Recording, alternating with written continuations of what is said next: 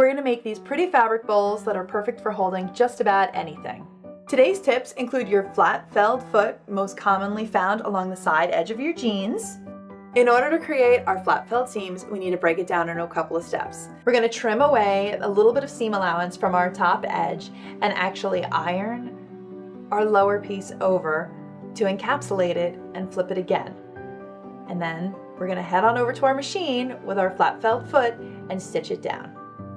The foot's going to do all the work, but you want to slip it on in, and you're going to see that it'll continue to glide down and stitch. Now remember, your needle is going to be right here stitching down the whole way as you're pushing. You see how it slides? And now we're ready to get stitching. Take your time and let the foot do all the work.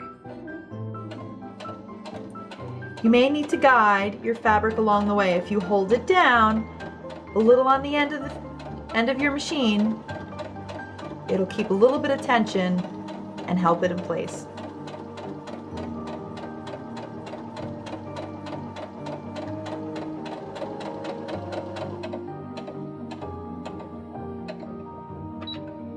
Easy, right? This seam detail is great to use on the inside lining of a jacket or any fabrics that fray easily. You can see it's a clean finish on the inside and out.